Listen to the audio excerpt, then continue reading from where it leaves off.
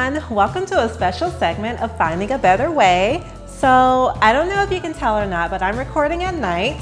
Today was a very busy day. I thought I would have more time to come back and do this post that I had planned, but it is what it is. So here we are, movie magic at night with lights and everything. So it's been a while since I've had a vlog post, and I feel like in that period of time, so much has transpired in our nation. And I don't really need to get into it because if you know, you know. I feel like there's a lot of factors influencing why we're seeing this type of response to these things, these atrocities that have been happening now.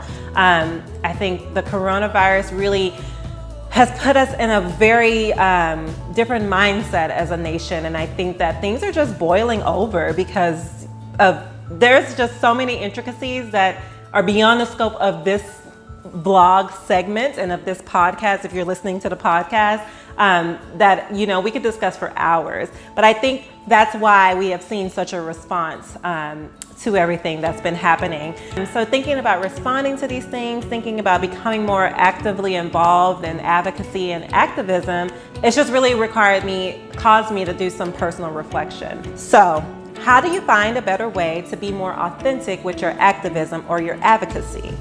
For me personally, I'm going to shift my focus in my voting towards that more local, state level, just to kind of be aware of what's going on around me. I'm going to be more actively involved in researching these people who are up for election, seeing what their track records have been for, because the honest truth is, a lot of things continue to happen systemically when the same people stay in power, whether it be in law enforcement or in education. And those are things that people are voted on. These are elected officials. So if you have done that already in the past, that's awesome. If not, that's something to consider, to think about. The power of the vote is something that I don't think that we really realize that we have. Ever since I was able to vote, since I turned 18, I've been in school. College was very busy, grad school was very busy, medical school was very busy. Each time I did vote in the presidential election, however, I can't say that I did the same in the other elections that happened in between. So that's why I'm saying, for me personally, that would be a change that I definitely plan on making, that I think can be powerful.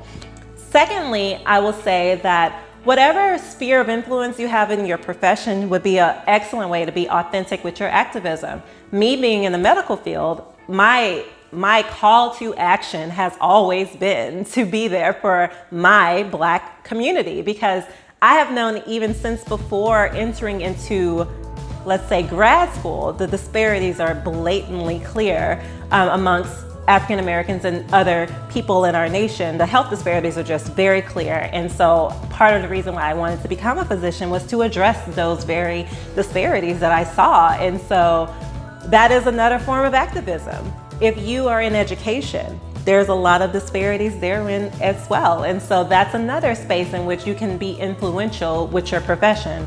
With law, you know, there's ways that you can get actively involved in the local legislative events going on.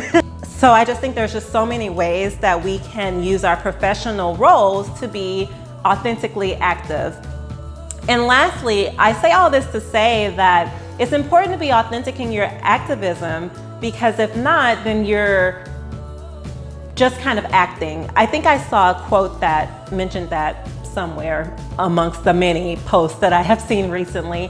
I think that some people are very talented at posting thought-provoking things, sharing links, sharing really interesting information on social media. To me, that is a gift. And I just wanted to reach out to people who maybe don't feel that that is their gift. I just want you to know that there is a lot of different ways that you can be active in this revolution that we're seeing unfold before us, in the way that is authentic and true to you. And so I just want to encourage everyone to find what that is so that you can contribute to this evolving revolution that we're seeing before us. You know, to keep the momentum, I think being authentic is a great way to do that. So hopefully all my little movie magic pieces together everything well. I just didn't want the day to end without me sharing what I had concluded upon my personal reflection. I hope that it's helpful to you if you were thinking or becoming overwhelmed with everything. that's going on, because by the way, we're still dealing with a pandemic. So it's just a lot.